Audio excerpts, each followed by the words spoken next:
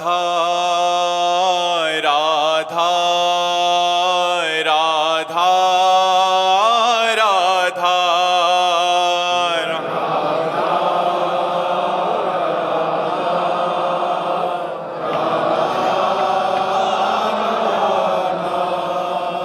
राधा राधा राधा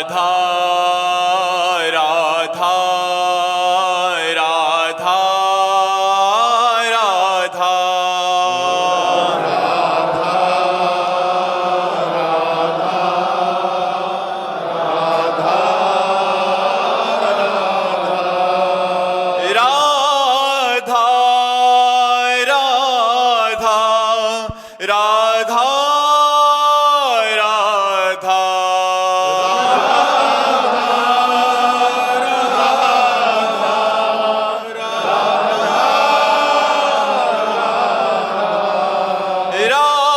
राधा राधा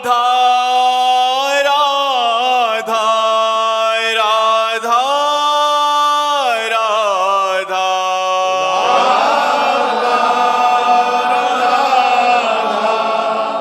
राधा आय राधा राधा राधा राधा राधा राधा राधा राधा राधा राधा राधा राधा श्री राधा वल्लभ लाल की समस्त संत हरि भक्तन की श्री वृंदावन धाम की श्री सद्गुरुदेव भगवान की। ज्योति जी मुंबई से। राधा वल्लभ श्री हरिवंश। महाराज जी आपके चरणों में कोटि कोटि प्रणाम।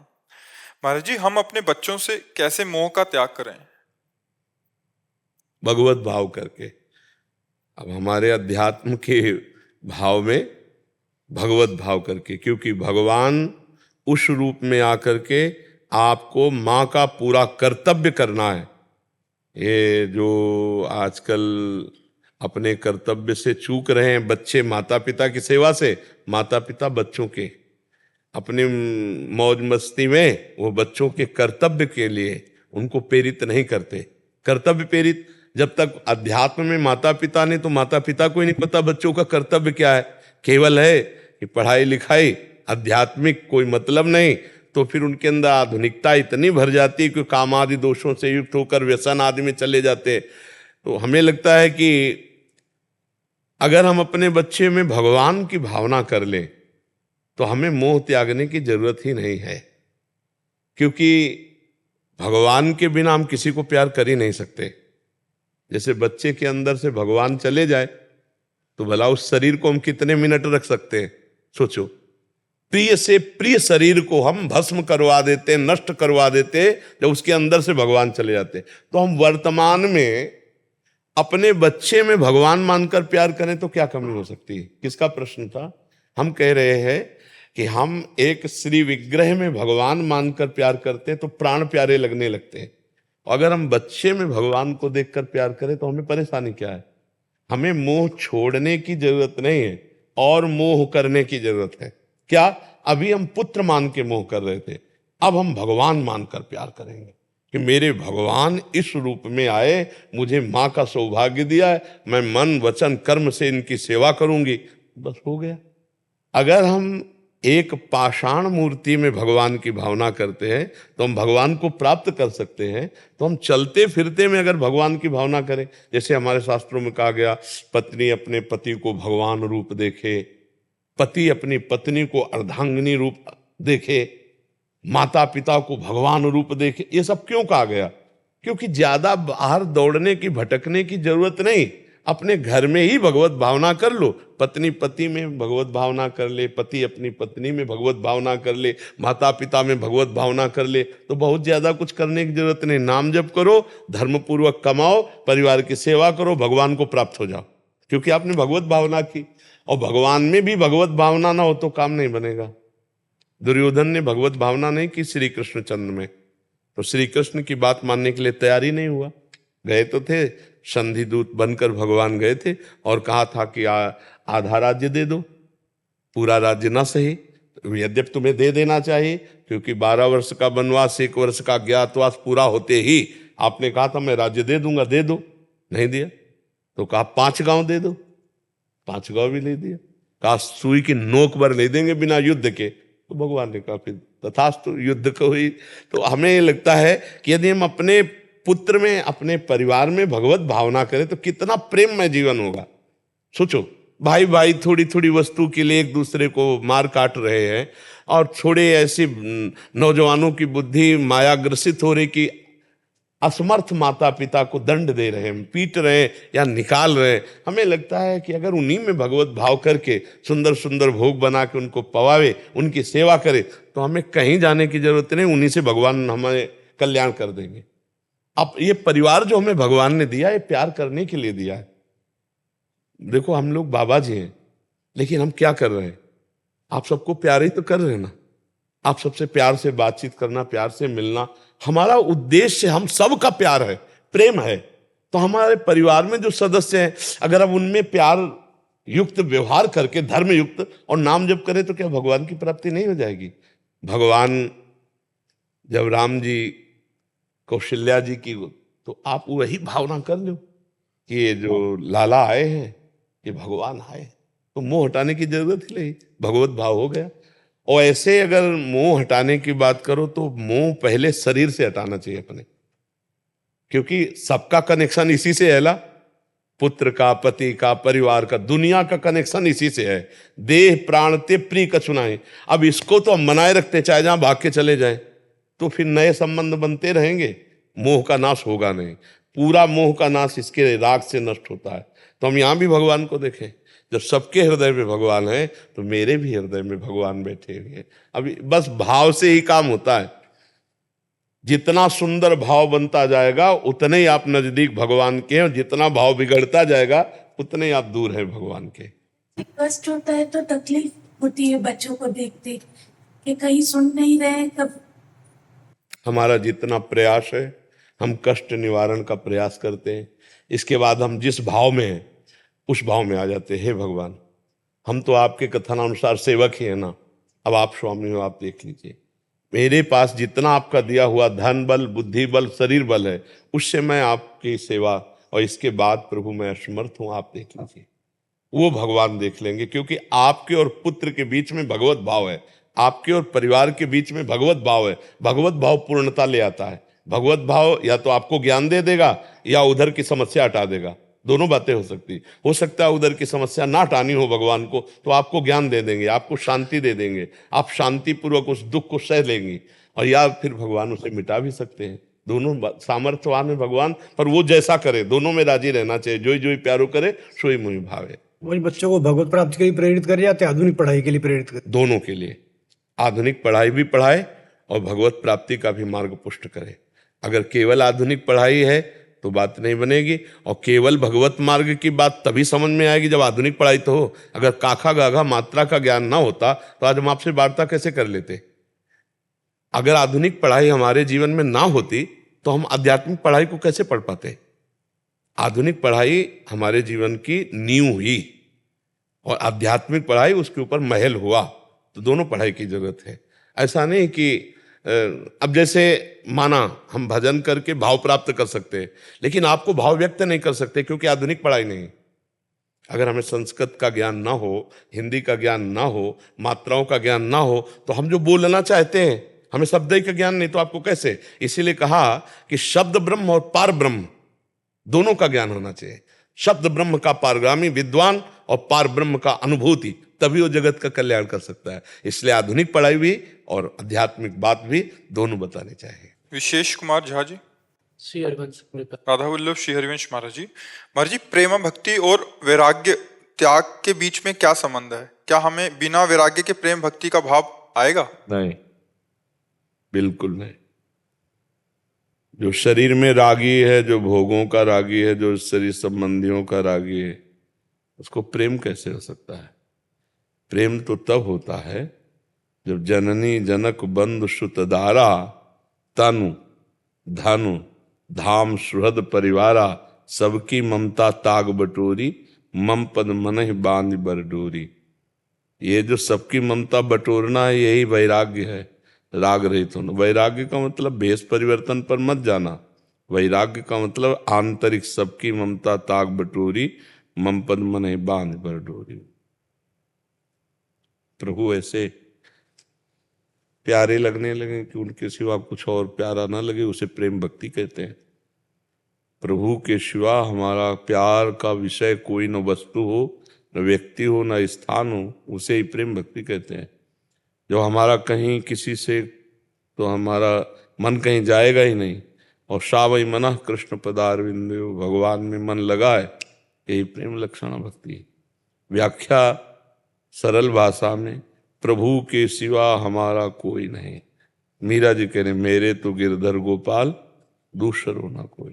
तो जिससे हम प्यार करते हैं वो हमारे दृष्टि में नहीं आया तो विरह पैदा होता है, और जब वो मिल जाता है तो आनंद प्रकट होता रहता है। तो दो प्रकार के अश्रु बहते रहते हैं, या तो तड़पन के मिलन के, और या आनंद अश्रु। तो प्रेम भक्ति का दो स्वरूप है, एक विरह और एक मिलन। विरह में तड़पना, हा कृष्ण हा किशोरी जो कब मिलोगी, और आनंद में इतना सुंदर रूप है, इतना आनंद है कि सहा नहीं जा रहा, इतना आनंद है कि वो आनंद सहा नहीं जा रहा। तो शरीर में कंप हो जाना, रोमांच हो जाना, अश्रु प्रवाह होना, ये तभी होगा जब हमें कोई वस्तु व्यक्ति स्थान बाहर प्रिय न लगे और अंदर हमारी वृत्ति एकमात्र प्रभु में। जब प्रभु के सिवा हमारा कोई है नहीं, वो अंदर से अंदर चिंतन में, तो वो गाढ़ भाव जो चिंतन का है उसी को प्रीति कहते हैं। जो अंदर हमारा प्रभु से गाढ़ अनुराग है उसी को प्रीति कहते हैं, वही प्रेम है। वो हृदय गुफा में रहता है, वो बाहरी कोई प्रदर्शन का विषय थोड़ी, वो तो हृदय में रहता है। समझ पा रहे हो आप? गृहस्थ भाव में मतलब, अरे गृहस्थ विरक्ति सब बाहरी बातें हैं बच्चा, प्रीति अंदर की बात है। समझ रहे हो ना? आप पैंट शर्ट पहने हो, भगवान से प्यार करते तो आप महात्मा हो, और आप महात्मा के वेश में प्रपंच कर रहे हो तो आप प्रपंची हो। गृहस्थ विरक्त एक हमारे जीने के तरीके हैं, आप समझ रहे हो ना? गृहस्थ विरक्त हमारे एक चलने के मार्ग हैं, लेकिन हम चल तो दोनों उसी प्रभु के पास रहे ना। तो बस अंदर से प्रीति प्रभु के सिवा कहीं ना रहे, उसी को वैराग्य कहते हैं। कहीं जगते भयो फिरे बैरागी, वृंदावन रस में अनुरागी। तो हमारा तो अब उस ये अंदर का विषय, जैसे परदेश गए हुए पति के पतिव्रता जो केवल एक पति से प्रेम करती, अब वो अपनी सास ससुर देवर नंद सबके साथ रह रही, सबकी सेवा कर रही, हंस बातचीत भी कर रही है, लेकिन उसके चित्त में एक पीड़ा है। उस पीड़ा में हर समय अपने प्रीतम का चिंतन करती। कभी कोई फोन आ जाए, कभी कोई संदेश आ जाए, या कब आएंगे कब मिलेंगे, हर समय उसके हृदय में जो एक पीड़ा है उसे प्रीति कहते हैं। वो प्रीति का प्रदर्शन सबसे कर रही, सास ससुर परिवार के सब जनों से। कोई जान नहीं पा रहा, सब कोई समझ रहे खुशी है, वो खुशी नहीं है।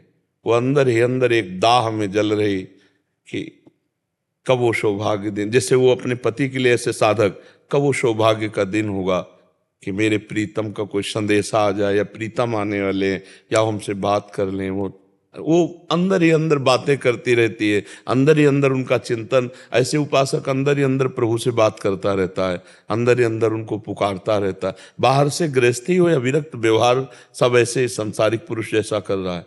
अंदर की प्रीति देखो, गोस्वामी जी ने भगवान से कैसी प्रीति मांगी, ये बहुत विचारणीय विषय है।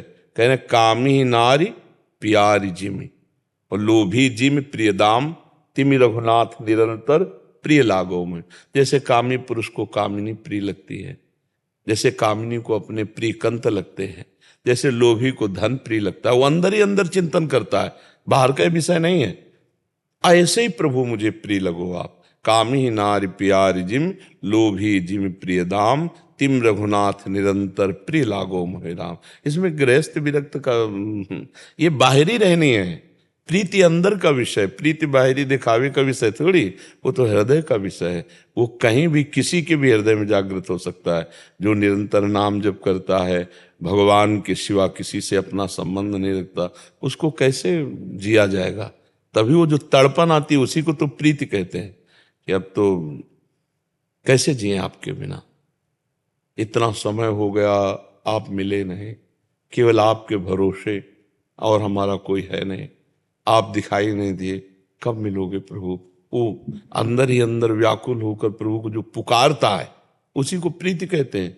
और जिसको मिल गए, अब वो जी नहीं सकता, उनके बिना जी नहीं सकता जिनको मिल गए। अब मिलने में इतना अपार आनंद है कि वो उसे सह नहीं पा रहा, तो कभी विकल हो जाता है, कभी मूर्छित हो जाता है। उसे मिले नहीं तो वो विकल हो जाता है, मूर्छित हो जाता है, उसे मिले तो वो विकल हो जाता है, मूर्छित। ये दोनों ऐसी प्रेम की दशाएं हैं जिनमें कभी बहिर्मुख होने की दशा ही नहीं होती। वो बहिर्मुख होता हुआ भी बहिर्मुख नहीं हो पाता। एक स्वाभाविक, एक परमानंद स्थिति, वो इसीलिए प्रेम को कहा गया अनिर्वचनीय स्वरूपम, जिसका वर्णन नहीं किया जा सकता। कामना रहितम सूक्ष्मतरम अनुभव स्वरूपम अनिर्वचनीयम प्रेम स्वरूपम मूकास्वादनवत, बस केवल यहाँ अंदर का विषय है। भाई भक्ति के बाहरी आचरण तो बाहर दिखाई दे के भगत है, लेकिन प्रेमी को नहीं आप पहचान सकते। वो अंदर प्रीति, जैसे कोई इस दिल को मसला करे, शायद इसको ही प्रीति कहते हो। एक दिल की एक अजीब पीड़ा, अपने प्रीतम के लिए एक अजीब तड़पन, एक अजीब, जैसे आपका किसी से अपनापन हो जाए, किसी से भी अपना, और उसके मिलने में बाधा हो। अब आप देखो कैसा हृदय होता है, ना भोजन अच्छा लगेगा, ना पानी अच्छा लगेगा, ना किसी से बात, ऐसा लगेगा उसके संबंध का कोई व्यक्ति आ जाए और मेरे से बात कर ले। जो उसके संबंध का व्यक्ति, कोई उस गली का व्यक्ति आ जाए तो बात कर ले मेरे से, मुझे संतोष हो जाएगा। ऐसे प्रेमी, कोई भगवान का प्रेमी मिल जाए, जहां जहां पिए की बात सुने खोजत तिन गैनन, मेरे प्रभु की कोई बात सुना दे मेरे, वो प्रीति अंदर का विषय होता है। भक्ति बाहरी आचरणों से पहचानी जा सकती है, लेकिन प्रीति नहीं पहचाने, वो हृदय का विषय होता है। वो हृदय में, वो अंदर का विषय होता है। पैंट शर्ट में भी भगवत प्रेमी हो सकता है और भगवत वेश में भी पाखंड हो सकता है। तो ये प्रेम हृदय, इसमें गृहस्थ विरक्त, इसमें ये सब नहीं, वो हृदय का विषय। फावड़ा चला रहा है, भगवान का नाम जप कर रहा है, वो भगवान के लिए प्रत्येक कार्य कर रहा है, उसकी स्मृति में भगवान, वो महापुरुष है। संसार का चिंतन कर रहा है, संसार के रुपया पैसा मान प्रतिष्ठा का, कोई भी वो सब पाखंड है। प्रीति एक अंदर का विषय है। प्रीति बहुत गुप्त विषय प्रीति है, और बहुत सामर्थ्य इस प्रीति में है। जिसके अंदर प्रेम आ गया तो देखो भगवान रथ हाँक रहे हैं, भगवान चरण चाप रहे हैं, भगवान सेवकाई कर रहे हैं। कहाँ इतने बड़े भगवान, और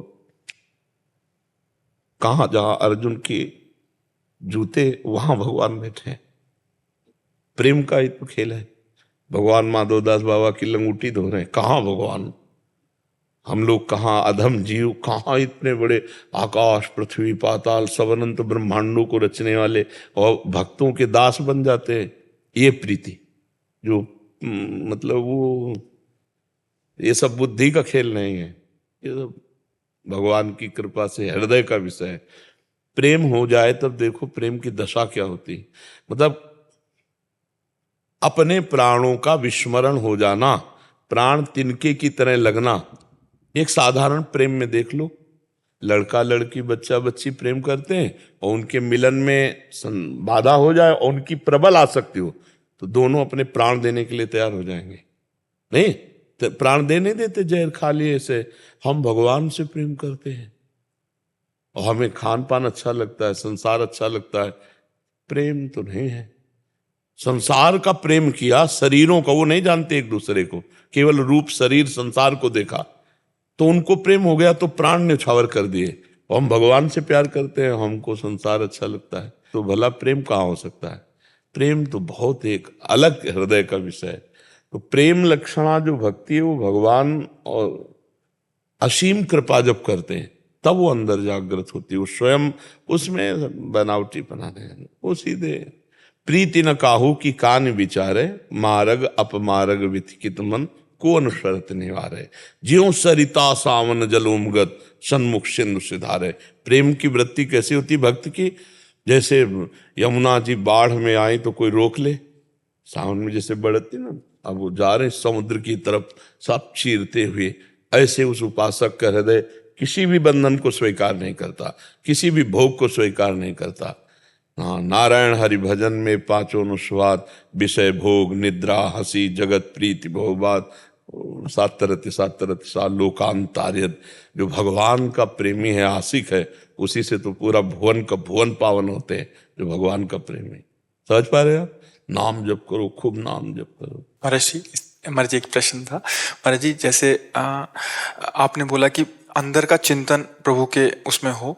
महाराज जी हम पूरा दिन आपके साथ रहने का सौभाग्य होता है कि आप पूरा दिन ऐसी जैसी अभी स्थिति में, ज्यादातर ऐसी स्थिति में रहते हैं, बट आपका व्यवहार भी उतना ही मतलब परफेक्ट होता है कि मतलब आप व्यवहारिक सेवाओं में भी और अंदर के चिंतन में भी एक जैसे अभी जिस भाव में अभी भी आप अपने व्यवहार में एकांतिक वार्तालाप कर रहे हैं, अपनी पूरी दिनचर्या कर रहे हैं। महाराज जी दो एक साथ कैसे? इसमें भगवान की सामर्थ्य से होता है, ये हमारे बस की नहीं है, हमारी सामर्थ्य नहीं। ये भगवान बैठे हुए वही बुलवा रहे, वही करवा रहे, वही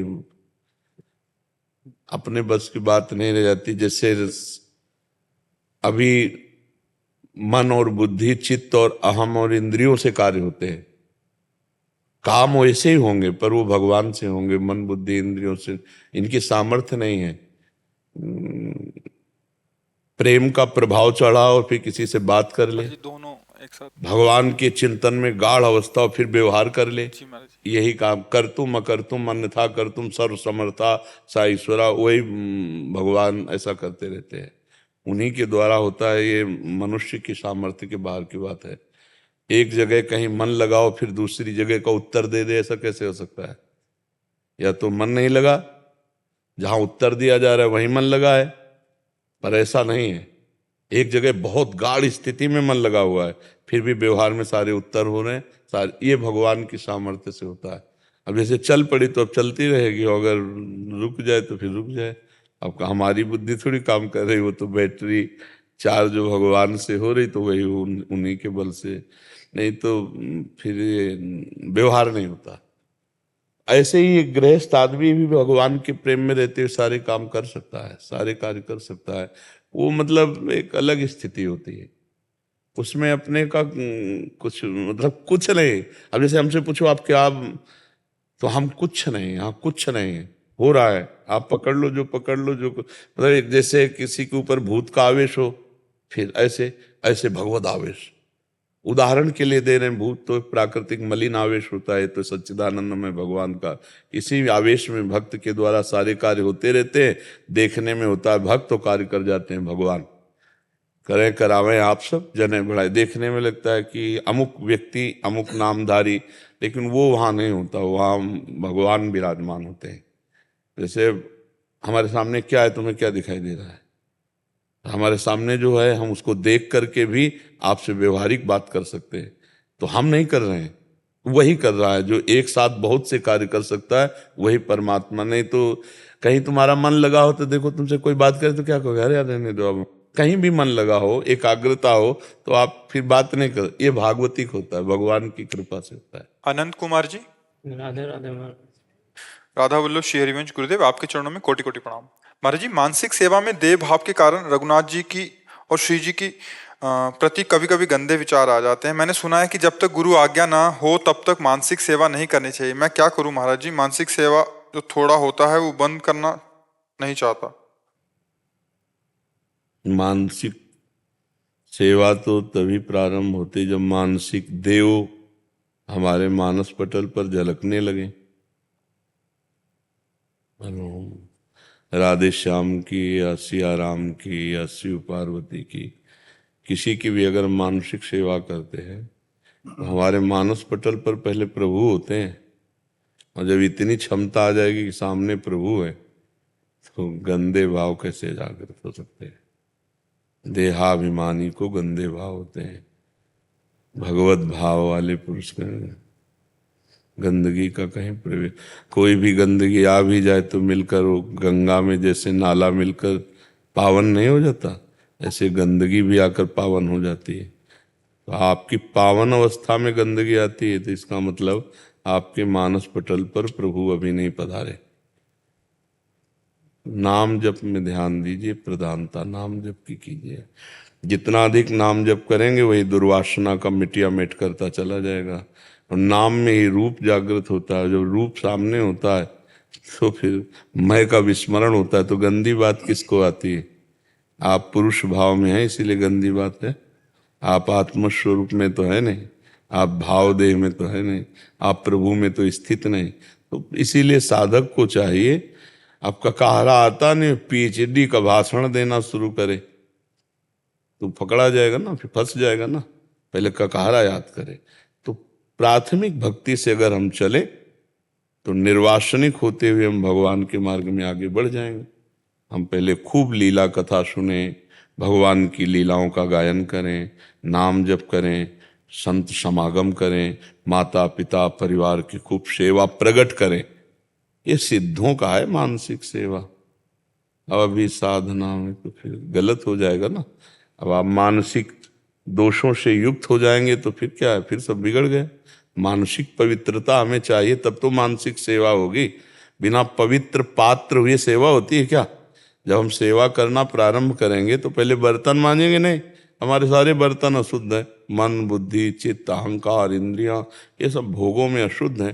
पहले इनका मार्जन करें ज्ञान के द्वारा, नाम जप के द्वारा, शास्त्र स्वाध्याय, परोपकार, दूसरों की सेवा, तब बात समझ। माता पिता हैं, रोज पैर छूते हो? माता मतलब बाहर? कोई माता पिता जो बुजुर्ग अपने प्रियजन हैं उनकी सेवा करते हो?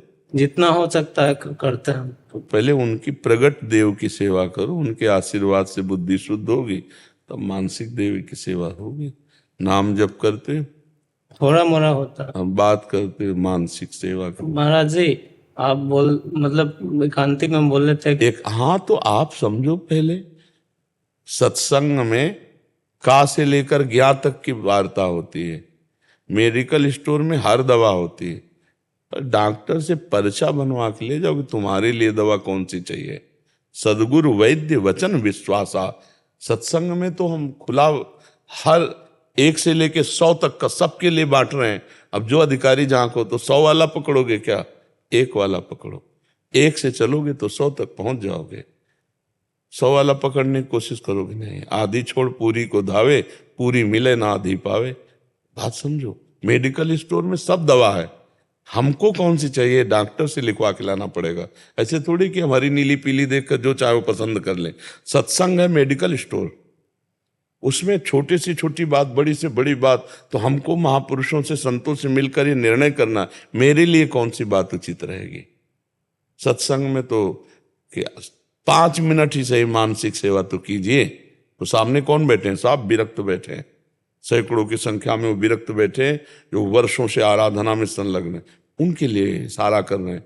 5 मिनट तो देखो, ऐसी भावना करो कितनी सुंदर यमुना जी हैं। अब हम कह रहे हैं देखो भावना करो, तो भावना में आने लगे। श्याम वर्ण की यमुना जी देखो, नील कमल, श्वेत कमल, स्वर्णिम कमल कैसे खिले हुए हैं। देखो उनसे भौरे गुंजार कर रहे हैं। हमारे प्रिया प्रीतम गलबैया दिए हुए, भावना करो देखो ऐसी यमुना जी के समीप पहुंच रहे हैं। अब वहां बिल्कुल भावना में पहुंचाते हुए ऐसे, तो ये सब कोई थोड़ी पहुंच रहा है। जो भगवान के जितना अधिक नजदीक पहुंच रहा है भजन में, उसी की भावना में से प्रिया प्रीतम जा रहे हैं। कैसे सुंदर गोरे सांवले चरणारविंद वृंदावन की पावन भूमि का स्पर्श, कैसे रेणुका का स्पर्श करते हैं और वो एकदम तन्मय है। प्रिया प्रीतम यमुना किनारे पहुंच, कैसे आसपास सब सखियां हैं, कैसे यमुना जी के जल में मछली किलोले कर रहे हैं। प्रिया प्रीतम को देखकर आनंदित हो रहे, प्रिया प्रीतम उनको देखकर आनंदित हो रहे। जैसे एक सत्संग में बोलते हैं, एकांतिक में बोलते हैं, तो अधिकारानुसार। अभी आप श्री जी की भावना थोड़ी कर सकते हैं, क्योंकि पुरुष भावना पुष्ट है। तो आप देखो बोले ना कि मुझे विकार दोष आ जाता है। पहले तो विकारों का दमन करने के लिए हमें साधना करनी पड़ेगी ना, तब हम उस ऊंचाई पर पहुंचेंगे। तो सत्संग, शास्त्र स्वाध्याय, ये सब मेडिकल स्टोर है। इसीलिए गुरुदेव की आवश्यकता होती है, वो हमारे अनुसार बोलेंगे, तुम ये साधन करो, तुम ये साधन करो, तुम ऐसा करो, तब आगे बढ़ोगे। ठीक है, अभी राधा नाम का ध्यान करो, राधा नाम जप करो और राधा नाम को भोग लगाओ, राधा नाम की आरती करो मानस पटल पे, कोई विकार नहीं आएगा। और वो बात वही रही, फिर जब रूप प्रकाशित होगा राधा नाम, तो इतना पवित्र हो चुकोगे कि फिर ये गंदी बात नहीं रहेगी मन में। ठीक है। स्वामी हरिहरानंद जी महाराज। महाराज जी चरणों में प्रणाम। महाराज जी, साक्षी भाव का ज्ञान होने पर भक्ति श्रेष्ठ है या पहले भक्ति में पर ज्ञान श्रेष्ठ है? उपासक की रुचि विशेषता इसमें काम करेगी, एक दूसरे को लघु या श्रेष्ठ का विषय नहीं है। स्थूल शरीर, सूक्ष्म शरीर, कारण शरीर, इनको गुरु प्रताप से वेदांत के द्वारा पवित्र की हुई बुद्धि के द्वारा तीनों का राग त्याग दे, अपने स्वरूप में स्थित होने के लिए साक्षी भाव से वो तीनों को पहले बाधित करता रहता है। स्थूल की क्रियाएं, सूक्ष्म का चिंतन और स्वभाव के प्रभाव, सतोगुणी, रजोगुणी, तमोगुणी, ये तीनों मेरे नहीं हैं, इसका वो साक्षी दृष्टा मात्र है। अब इस भाव से धीरे धीरे धीरे धीरे चिंतन शून्य हो जाना, तो जो बचा वो अपना स्वरूप बचा। और इसी तरह भक्ति में भी है, मानी बात कि परब्रह्म परमात्मा हमारी जो आत्मा स्वरूप है वो भगवान, अब उनका नाम रूप लीला गुण चिंतन करते हुए इसमें तदात्म भाव से चिंतन, इसमें साक्षी भाव नहीं होता, भक्ति में साक्षी भाव नहीं होता, इसमें तदात्म भाव होता है। इतना तदात्म भाव होता है कि मैं का विस्मरण हो जाता है। जैसे ज्ञान में इतना आत्मस्वरूप में रति हो जाए कि समस्त तू का विस्मरण हो जाए, तू शब्द है ही नहीं सृष्टि में, केवल मैं ही मैं है। अब वो तो ब्रह्म स्वरूप में स्थित हो गया। और भक्ति में मैं का विस्मरण है, मैं कौन हूं इसका विस्मरण इतना तन्मय हो गया प्रभु में कि ब्रह्म नहीं, माया नहीं, नहीं जीव नहीं काल, अपनी सुदिना रही एक रहे नंदलाल। एक इष्टा कर, सवाल हल होगा एक में ही। अब भक्ति से शुरू हुआ, मैं का देहात्म भाव का विस्मरण हुआ, जो आत्मस्वरूप प्रभु हैं वो उसमें तन्मय हो गया। तो बचा तो एक ही, मैं हटा तो जिसे हम तू मानकर आराधना कर रहे थे वही परमात्मा मैं हो गया, जानत तुम्हें तुम्हें हो जाए। और भक्ति में जिस समय भगवत साक्षात्कार होता है तो दो कार्य होते हैं, भगवान से प्रेम और अपने स्वरूप का बोध एक साथ होता है। मम दर्शन फल परम अनुपा, जीव पाव निज सहज स्वरूपा। अब ज्ञान में वही जो श्री कृष्ण प्रेम है, भगवत प्रेम है, वही आत्मरति होती है। आत्मरति, गाढ़ अपने स्वरूप में प्रीति, सर्वत्र ब्रह्म भाव, वही ब्रह्म मैं। अंतःकरण की समता, अंतःकरण का चिंतन शून्य हो जाना और अपने स्वरूप में स्थित हो जाना ज्ञान का है। तो भगवान शंकराचार्य जी ने कहा स्वरूपानुसंधान भक्तिरिव गरीयसी, स्वरूपानुसंधान में भक्ति श्रेष्ठ है। तो भक्ति इसलिए श्रेष्ठ है कि बिना गुरु चरण आराधना की किसी को आज तक ब्रह्म बोध नहीं हुआ।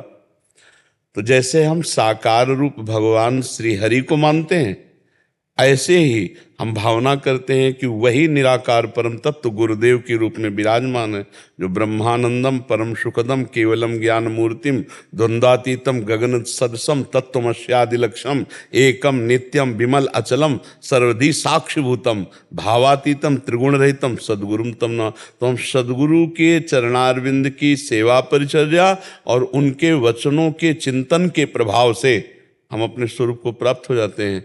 सद्गुरु आराधना जैसे सकारात्मक भाव, ऐसे सकारात्मक भाव भक्ति का आराधन है।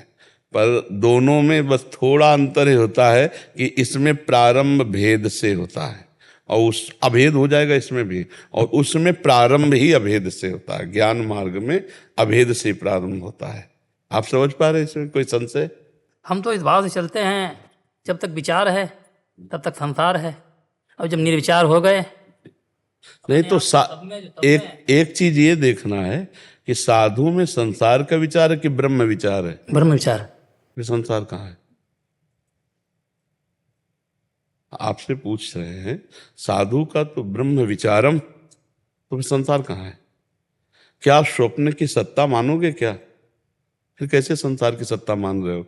जब तक विचार है तब तक संसार है, तो आप साधु हैं, आपकी मान्यता ब्रह्म विचार की है, तो संसार कहाँ है? इस पर विचार कीजिए, इस पर विचार कीजिए। और जब ब्रह्म विचार है तो उसके सिवा कोई है नहीं।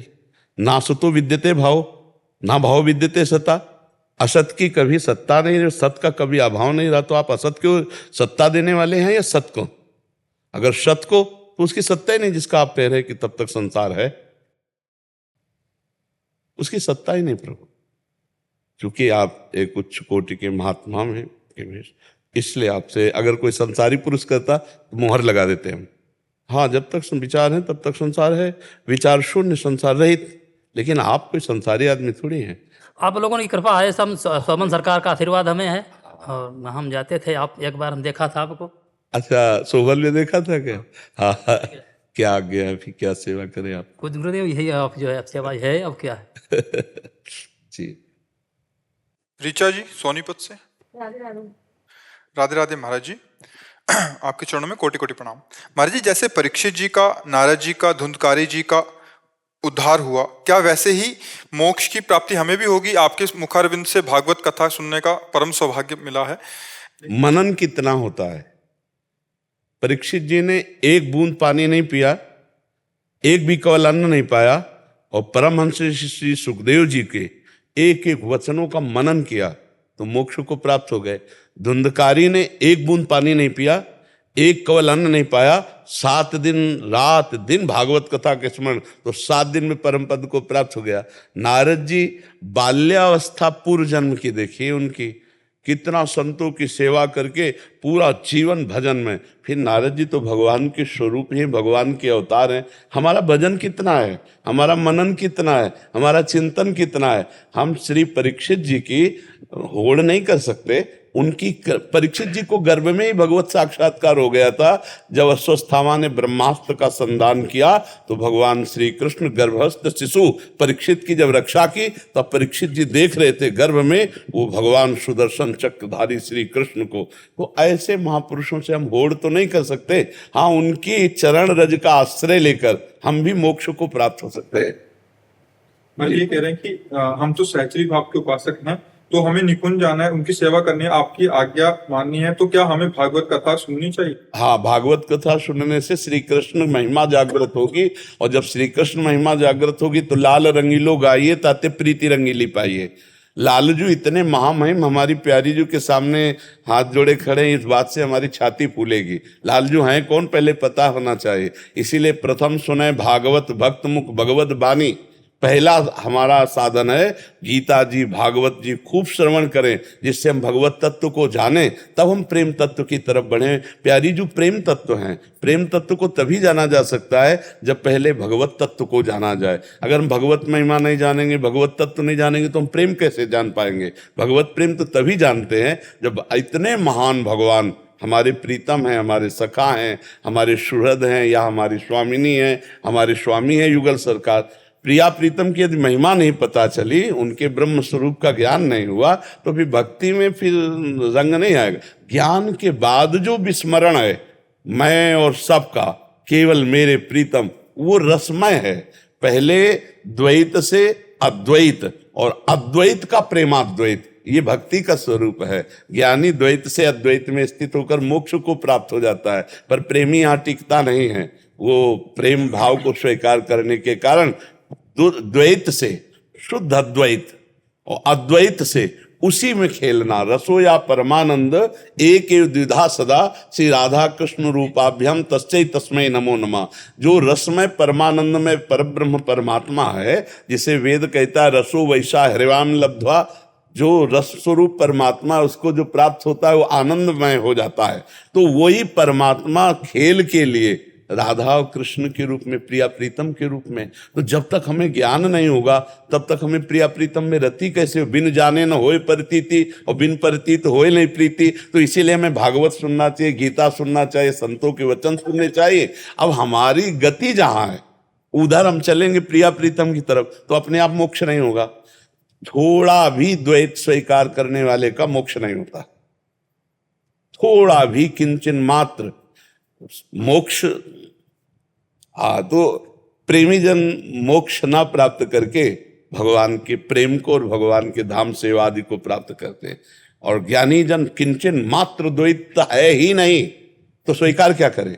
वो अद्वैत स्थिति को प्राप्त अपने स्वरूप में मुक्त हो गया, क्योंकि मुक्त था, मुक्त है, मुक्त रहेगा। केवल माना हुआ उसका जो बंधन है, जैसे महाराज जी कह रहे थे, विचार, जब तक विचार हैं तब तक जीवत तो है, तब तक जगत है। वो तो आपके लिए उत्तर दिया था, जैसे लौकिक विचार। तो जब तक विचार हैं और संसार का अस्तित्व है तब तक जीवत्व है। जीवत्व है तो फिर संसारी है, वो कहाँ मुक्त कहाँ हो सकता है? तो इन्हीं विचारों को भगवद विचार में, इन्हीं विचारों को परमात्मा स्वरूप करने के लिए हम निरंतर नाम जप करें, भगवत लीला सुने, भगवत लीला कथा का गायन करें, भगवान की सेवा करें, गुरुजनों की सेवा करें, संत जनों की सेवा करें, माता पिता परिवार सास ससुर सबको भगवान का स्वरूप मान के सेवा करें, मुक्त हो जाएगा, वो भगवत स्वरूप हो जाएगा। अगर हम प्रपंच करेंगे, इधर उधर की बात करेंगे, पापाचरण करेंगे तो हृदय मलिन रहेगा, फिर हमको हमारी दुर्गति हो जाएगी। ये बात है, तो हमें खूब सुनना चाहिए। सेवक वाणी में लिखा है, श्री सुख मुख जो वचन सुनावो, तब श्री हरिवंश सुनाम कहाओ, मन सुमिरन बिसरे नहीं। हर समय नाम सुमिरन करते रहे, भगवत कथा, ये तो हमारा जीवन है। इशू मेरठ से। राधे राधे महाराज। महाराज जी आपके चरणों में कोटि कोटि प्रणाम। महाराज जी आपके श्रीमुख से सुना है कि निरंतर नाम जप के लिए हम व्यवहार में किसी से बात करते हुए उसके चेहरे पर नाम जप या नाम लिखने का प्रयास करें। श्री जी कृपा से हम प्रयास तो करते हैं, परंतु किसी गूढ़ बात पर चर्चा करते हैं तो नाम छूट जाता है, और नाम लिखने और देखने का प्रयास करते हैं तो उस बात को हम समझ नहीं पाते। महाराज जी इसका अभ्यास कैसे? इसको अगर किसका प्रश्न है, अगर उस समय हम भूल जाते हैं तो उस समय हम चर्चा क्या करते होते हैं, ये ध्यान देने का विषय है। जैसे व्यापार में कोई चर्चा चलती रहती है उसकी, हाँ व्यापार में, तो जब तक हम अपने नाम जो जप कर रहे हैं या प्रभु का जो चिंतन कर रहे हैं, जो आप बताए, उससे बढ़कर कोई लाभ प्राप्ति की बात होगी तो ही भूल जाओगे, नहीं भूलोगे। आप हमारी बात पर भी ध्यान दीजिए। जब हम प्रभु से बढ़कर किसी को देखते हैं, व्यक्ति को, वस्तु को, स्थान को, तभी तो भूल गए। उससे बड़ा कोई आया, उससे बड़ा स्वाद आया, तभी तो भूल गए। मान लो हम भोजन में भूल गए प्रभु को, तो भोजन बड़ा हुआ प्रभु से। तुम्हारे हृदय में अभी भोजन का महत्व अधिक है, तभी भूल गए प्रभु को। रुपया को देखा, प्रभु को भूल गए, तो प्रभु का महत्व कम हो गया, रुपया का अधिक हो गया। जब त्रिभुवन की राज्य लक्ष्मी देने पर आधे पल के लिए भी प्रभु को न भूले, उसे महाभागवत कहते हैं, उसे भक्तजन कहते हैं, त्रिभुवन की राज्य लक्ष्मी। तो जब हम व्यापार की बात करें तो अंदर हमारे एक चिंतन है कि सबसे बड़े महत्व महिमा श्री भगवान के स्मरण की है। तो हम स्मरण नहीं कर पा रहे, पर अंदर ही अंदर हमारे दिमाग में जो छाया हुआ उसे भजन कहते हैं, उसे सूक्ष्म स्मृति कहते हैं।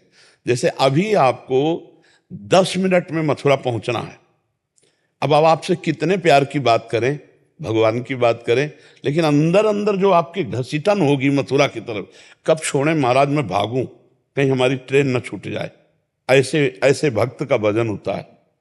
जैसे 4 सखियां ब्रजवासिनी मटके के ऊपर मटका रख करके चलती हैं, बात करती हैं, एक हाथ में रस्सी बाल्टी है, और ऐसे अगर जरा से हिल जाए तो पूरा मटका नीचे आ जाएगा।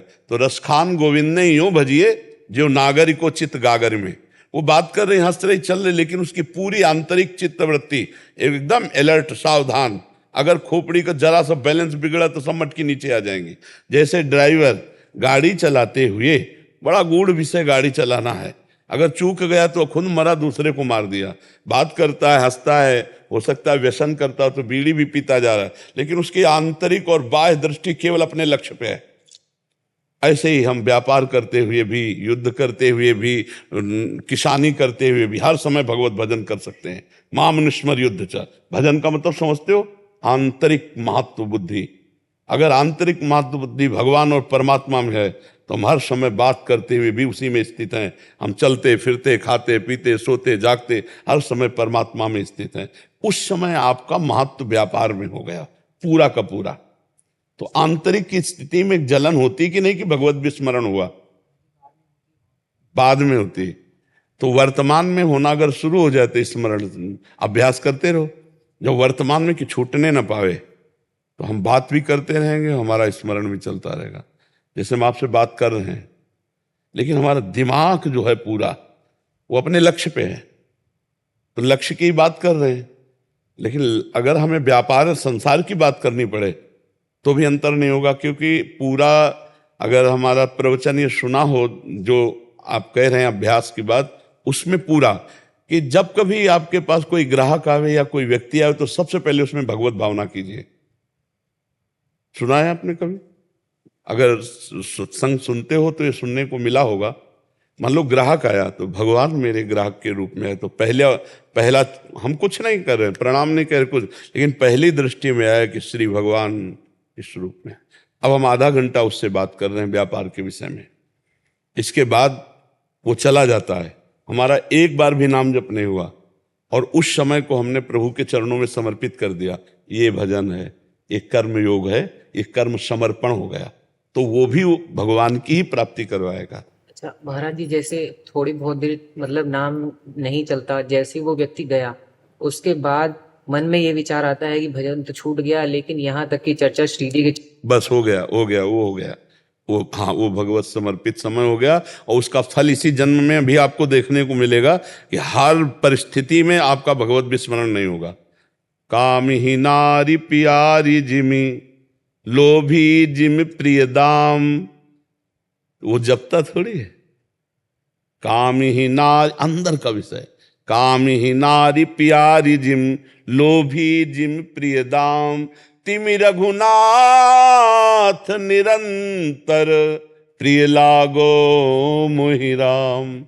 अंदर ही अंदर ये प्रीति का वो आ जाएगा। कर्म समर्पण से हृदय पवित्र होगा और एक तार चिंतन चलता है। जैसे कहते हैं कि भगवान का चिंतन छूट जाता है। तुमने भगवान को महत्व नहीं दिया, तुमने प्रभु का महत्व नहीं रखा, इसीलिए छूट गया। नहीं, कैसे छूट सकता है? और भगवान के लिए कहा गया त्रिभुवन की राज्य लक्ष्मी देने पर भी जो आधे पल के लिए भगवान को न भूले वो भक्त। इसका मतलब अभी राम नाम की कीमत, कृष्ण नाम की कीमत, राधा नाम की कीमत हम नहीं समझ पाए, इसलिए चंद रुपए, चंद भोग, चंद लाभ के लिए हम छोड़ देते। हम एक बार बोला राधा, अब इसकी कीमत क्या है? एक बार बोला राम, इसकी कीमत क्या है? विचार करके। तो जब ऐसा महत्व जग जाता है तब फिर वो जबान से नहीं, रोम रोम हृदय से, हृदय में जैसे धड़कन स्वयं हो रही, ऐसे प्रफुल्लित होकर हर समय नाम, वो एक स्थिति होती है। वही स्थिति के लिए साधन बताया है कि हर कार्य के समय को भगवान को समर्पित कर दो, और जरा सा विस्मरण होने पर हृदय में जलन होने लगे और भगवान का नाम फिर चलने लगे, तो ये निश्चित आप जो चाहोगे प्राप्त हो जाएगा। आप चाहोगे विशुद्ध बोध हो जाए तो विशुद्ध बोध हो जाएगा, क्योंकि सोई जाने जे देव जनाई, गुरु रूपी भगवान ही ज्ञान कराते हैं तो ज्ञान हो जाता है। आप प्रेम चाहोगे प्रेम हो जाएगा, लोक परलोक की संपत्ति चाहोगे वो भी दे देंगे, वो तो सब वैभवशाली प्रभु। नाम जप करो और ऐसे ही चलो जैसे कह रहे हैं, बस कोई गलत आहार ना हो, गलत आचरण ना हो। आहार गलत हुआ तो बुद्धि भ्रष्ट हो जाएगी, गलत आचरण हुआ तो परमार्थ छूट जाएगा, पक्का समझ ले। इसलिए बहुत सावधानी से